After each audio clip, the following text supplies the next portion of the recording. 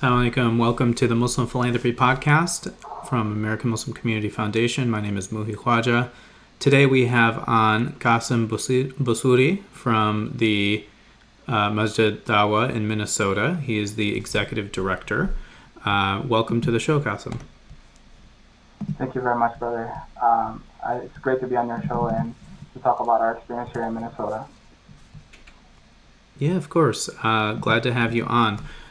Please share with our listeners more about yourself. You can share about your family and background and where you went to school or and kind of how you got to Masjid Dawah. Bismillahirrahmanirrahim. Assalamu alaikum wa rahmatullahi wa barakatuh. So, I am originally from Somalia. I was born in Mogadishu, Somalia, then came to the United States in '96 from the refugee camp in Kenya. So Huh. we started out in Wheaton, Illinois, moved to Ohio, then moved to Minnesota. I come from a large family. My mother, my father, and 13 siblings that I had. Wow. So so when we were moving around, my mother and my dad were looking for housing that fit that we could live in, and Minnesota was that place. So uh, we've lived here since 2000, alhamdulillah. I grew up in this country. I went to elementary school, middle school, high school, um, mostly here in Minnesota. I went to college at Mankato State, and then also graduated with my bachelor's arts at University of Minnesota, Twin Cities. Um, when I before I graduated from Minnesota State University, I was working in 2010 as an undergraduate research assistant for the U.S. Census, and one of the projects Nice. back then was to make sure that the community was counted, and I was given the task of helping count the Somali community and the East African community in Minneapolis and St. Paul. And one of the number one places that I was going to were the mosque, which had a lot of people coming to during Friday prayers, during Duxi classes on the weekends. So I could get the word out about the census and to get people to do their census forms. One of the messages that I fell in love with during that time, and I connected with everyone there, was Mrs. Dawa. And I started doing volunteering. I created one of the first after school programs at the mosque during that time. When I finished my undergraduate assistant program, um, I was given an opportunity to do an internship in the masjid to finish out my last semester. So I took a 12 semester internship at the mosque, and my task was to create a curriculum for the after school program, and then also to create a curriculum for the weekend program, which I was very successful on. So I spent the whole summer creating these two curriculums to help the masjid have a productive after school program that was helping the kids do their homework from school, and then also learning Quran and Tarbiyah, and learning how to be civically engaged in the community as well. So when I graduated being able to help the masjid as my last course at Minnesota State University.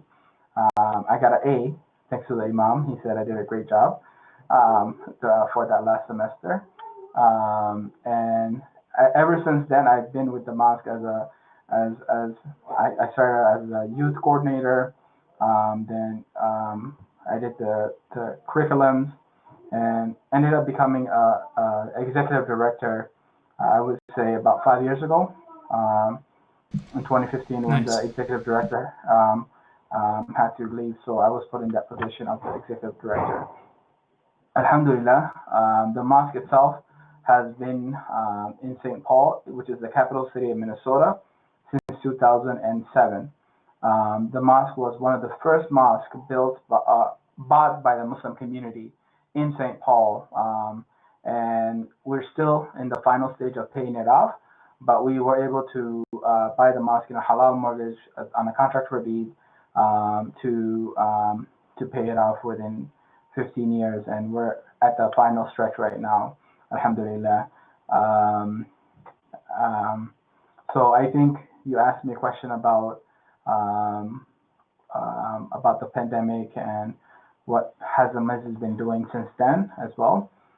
So, Yeah, go ahead. we can get into that. I just wanted to Mm, also note, like, just really appreciate your leadership and dedication to the community to kind of see your professional career growing with the mosque as well. It's yeah, really exciting to see that they appreciate and have those positions available for people like yourself. Um, yeah. so yeah, Not definitely all, tell us about the so more transition about, over the last. yeah. Go ahead. For from going from getting my bachelor's degree and working with the masjid, the imam and the community there um, to, told me to pursue my degree in education and encouraged me to go back and get my master's in education. So I went back to get my master's in education since I did a great job with the curriculum for the after school and weekend. I was able within 2 years of working with the masjid and going to school to finish my master's in educational leadership from Mankato State. And uh, and then I went into education, became a dean student, and then I also became one of the first Somali Muslim city council member in city of St. Paul Wow, while I was the director of the mosque. So that was one of the biggest accomplishments that I've made in my life. that's And to great. go from being a director of a mosque to becoming a council member, serving Mm-hmm. over 66,000 residents that lived in my ward. I was appointed to that position, and it was really a great experience. But I still carried on my Muslim faith. I was able to be a Muslim, to be a director of the mosque, and be a council Mm-hmm. member, and do the things that I studied. And great again, it was not all of that came from the community, the support that I have from the community that pushed me, that told me I can do whatever I want and still be religious and be connected to the mosque as well. That's really inspiring, and I'm glad that you shared the extra community work that you've Mm-hmm. done, and sets a great Mm-hmm. example for our community to kind of see these examples of people who can lead with their faith, be involved in the mosque, but also in their local cities as well. So, Yeah, and um, that's one of the promises I made when I became a council member. On Friday prayer, people were asking me, "Are you leaving us now?" I'm like, "No, this is where I came from. I'm not going anywhere. I'm going to continue to serve the masjid." I still, till today, serve as a volunteer, as the executive director. I continue to work with the masjid and do everything I can to keep the masjid going and making sure that our programs are still functioning and working for the community. that's great. So, why don't you share a little bit more on what some of those other programs are that Masjid Dawa has? So we have many programs at our mosque. So on the weekdays we do after school programs, and then we also have a program that mentors 20 to 40 youth every year, and we have youth mentors that mentor them, just like big brothers, big sisters. We do the same thing, similar. Just recently, I'll use one of the mentors, for example, Othman. He took the kids out to camping, at least 12 of them, just recently, a couple months ago, and they were able to experience. Some of our kids they never go to camping. They don't do any outdoor activities. We're in the inner city, right? So the metro area, they don't get to see the woods. They don't see lakes. They don't see a lot of things. So he was able to take them out. And then a couple of months ago as well, he took them horseback riding, showing the potential to these kids Nice. that you can do whatever you want, and everything is an hour away or an hour and a half away, and you can enjoy horseback riding. You can enjoy going camping, and what that does for them, it builds morale, it builds character, it gives them confidence, and then also helps them become productive in the community they live in. So a couple of the things that they do is they go volunteer, they clean up the neighborhood, they talk to community members around the masjid. So giving back in a way where they're having fun, but they're also learning as well. So that's one of the programs. Other programs that we do family counseling. Imam Hassan Jami, that's family counseling for the families there, for youth, the families, and other members that need the help for family counseling and marriage counseling and stuff like that. We do the 5 daily prayer, being the mosque, so the 5 daily prayer, and Friday as well. So we have 2, 3 services on Friday because of the size of the community and spreading out. So we have enough space for with the situation we are in today. Yeah. So why don't you share a little bit more on, how COVID-19 has affected some of the programs and services that the mosque has for the community? So one program I forgot to mention was that we are part of the Islamic University of Minnesota. So we're a satellite campus as well for the Islamic University of Minnesota. Imam Hassan is one of the professors, and he teaches those classes on the weekends, on the weekdays. Before the pandemic started, we were able to do all these classes on site. One of the biggest effects that the mosque had was during the beginning, when the pandemic started, everything had to close down. So we had to close the masjid. We couldn't have the masjid open.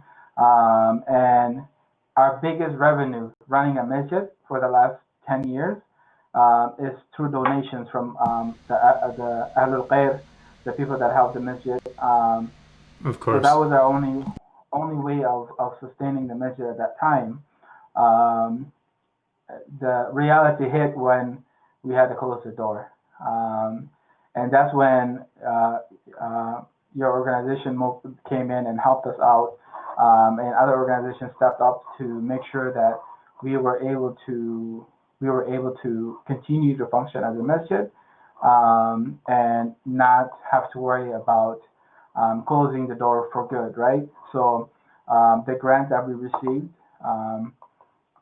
helped us, especially for me. It was like, how do you find resource, right, to pay the bills? How do you find resources to Right. to keep the programs going for the youth and the family members and the community? So reaching out to your organization helped us in a way where it opened my eyes that yes, the masjid does not only have to be a place for people to come to pray, but we can provide service, right? So I was able to apply for grants. This grant was one of the first I applied for, to be honest, in the last 5 years, and it Hmm. helped me and showed me how that yes, we are able to apply for grants and fulfill the obligations of the grant by helping the community. So I was able to apply for grants through Minneapolis Foundation. I was able to apply for grants through the county, to provide. Right now in the pandemic, what we do is we provide food for families, about 300 families that we provide food for them weekly.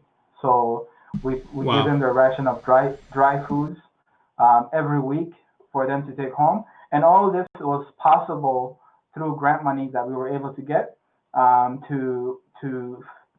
that was the biggest need, right? So when every family is calling you, they're not worried about the weekend program anymore. They're not worried about coming to the after school program. They're more worried because they probably lost their job. They don't have any more income.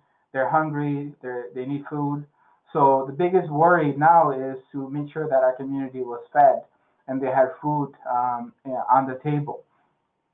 So thanks to Allah Subhanahu wa Taala and the grants that we got, we were able to mobilize our youth, and our community to help the larger community to make sure that they have the food that they need.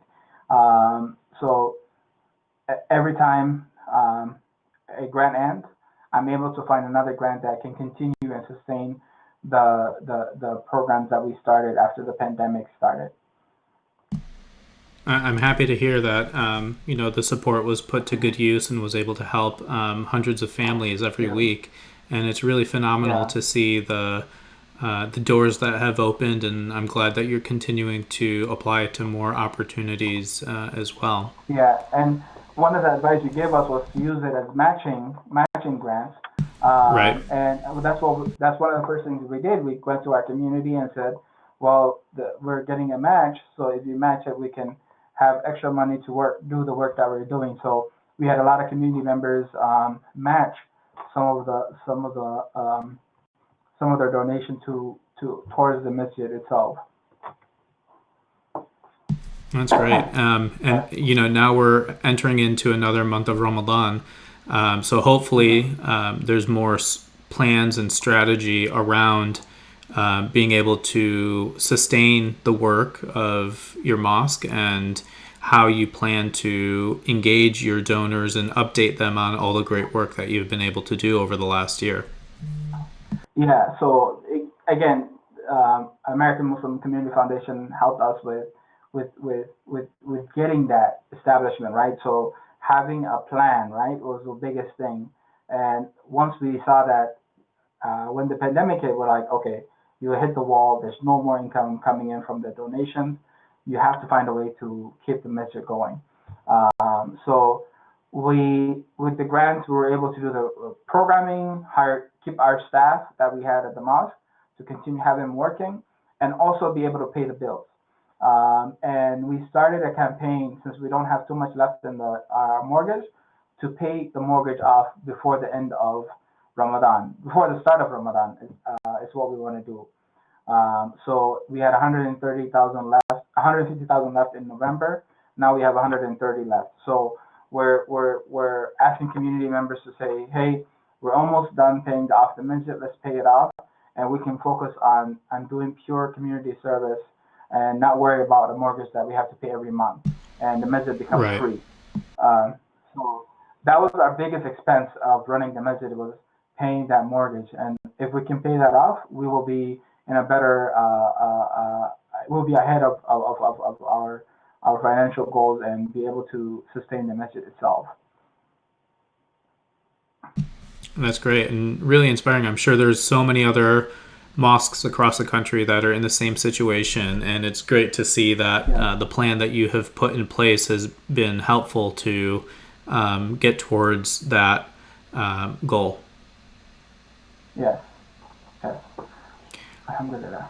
So, alhamdulillah. So, thanks for sharing a little bit more about yourself and Masjid Dawa. I wanted to ask you personally, just what are some of your favorite nonprofit organizations that you support with your sadaqah or zakat? So I support many organizations with Sadaqah, like Araha. They do, they support East African refugees and families that were affected by famines and drought. Mm-hmm. They do, I believe it's called African, Araha is the name of the organization. Um, and and every Ramadan it's either a raha or ikna or um, um, helping especially families who are in need of food is what I do. And then Mm-hmm. also there is a school that I help support in Somalia that has about 50 kids that are learning the Quran. So I was able to sponsor one of the teachers' salary to make sure that he continues teaching those children. That's awesome. And for those listening, Araha is the American Relief Agency for the Horn of Africa. So, Thank you. and they're actually one of Thank the you for organizations listed in our nonprofit directory as well. Great. And then thank you for you recommending mentioned the that. education of students and other programs and helping teachers with their salary. And Yeah. that's really awesome. Happy to hear about those causes. Um, what advice do you have for people in the community that either want to get involved with civic engagement, since you've done that, or with nonprofit organizations as well? It's satisfying when you're doing something to help others. There are many nonprofit organizations that exist. in your community. It's just looking or Googling for nonprofits in your area. There are many Muslim nonprofits that exist as well that do need a lot of help, that need volunteers. Um, and it's just stepping up. Like for me, I joined the masjid as a student, and I graduated from school, and I continue to stay with the masjid because it's a community support. Like a nonprofit is becomes your family, and you work with that family, and you grow with that family, and the support that you get from them. I say my Muslim family, the masjid. I have a stronger bond with the masjid family that I have than my own siblings um, as well. So it's like a family that grows with you, and you're doing a good deed, right? So it's building your hereafter as well. So I would highly encourage joining any profit, a nonprofit that is doing good for the community and doing good for everyone. Great. What would you say, for people wanting to get involved with, you had experience with the census back in 2010. We just finished another census in 2020. And just kind of going forward with civic engagement as well. What is some advice that you would have for, obviously in Minnesota, we see examples of not only Ilhan Omar, but, dozens of people actively engaged from the Muslim community from city council level all the way up to state legislature and now the federal government. So there's a really big community support for this civic engagement. And what are some things that you would like to say about that? It's really important that we are engaged. If we're not at the table, we're on the menu. And one of the reasons that we were abused after 9/11 is that we were not at the table. People were making decisions for us. People were deciding, making policies for us that didn't work for us. And once we woke up and realized that power of being civically engaged, gaining power through community sources and community activism, gets you at the table and gets you to be making the policies that works for our community, right? So becoming a council member, I saw a lot of things that our community was not aware of. When we say that there's a gap in income, there's a reason for that. When we say there's a gap in education, there's a reason for that.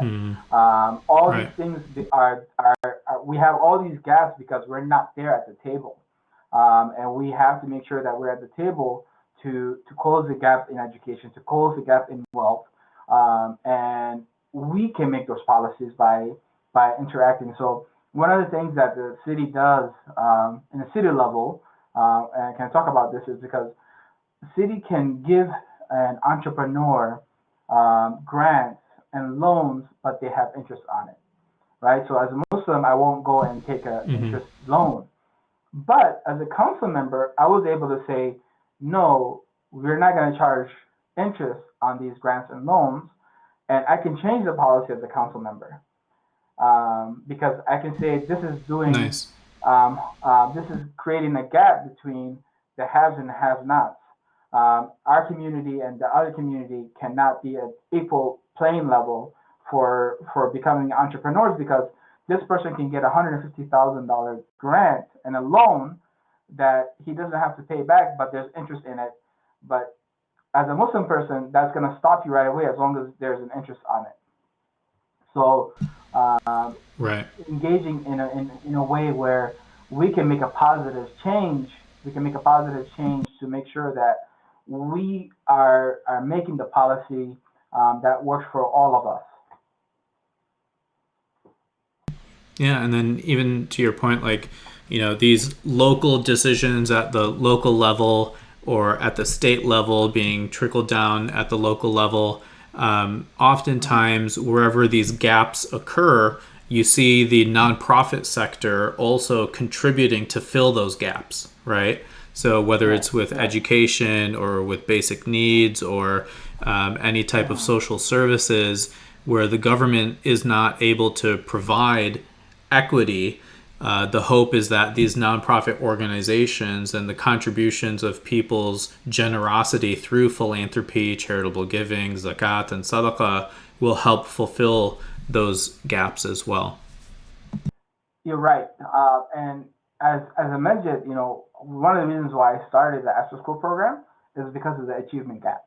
With the students that I was getting, that was coming to my program, they were at the bottom of the bottom in the school.